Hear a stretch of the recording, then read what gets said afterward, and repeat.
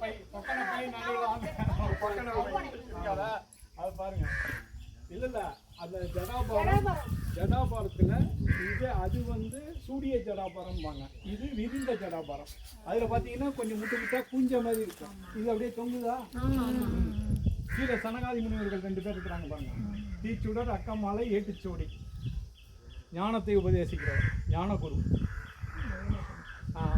இதெல்லாம் தூக்கிட்டு போல 1100 வருஷத்துக்கு முன்னாடி சிற்ப பேரரசு எப்படி இருக்குங்கிறதுக்கு இவங்கெல்லாம் தான் நமக்கு மாதிரி.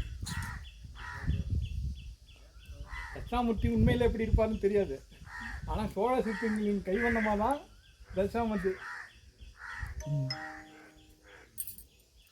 மாடக்கோள் அப்படின்னா விமானம் பாருங்க, கருங்கல்லாடு. கருங்கல்லாடு இது மகாவிஷ்ணு கோட்டம். ஆளை காணோம்.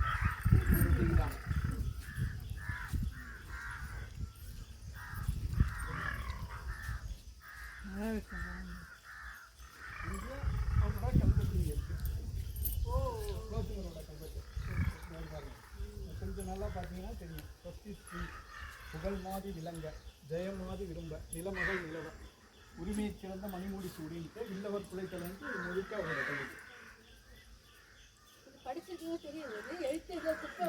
இல்லை ஹெல்ப்னு நீங்கள் எப்படி கொஞ்சம் எப்படி வாங்க.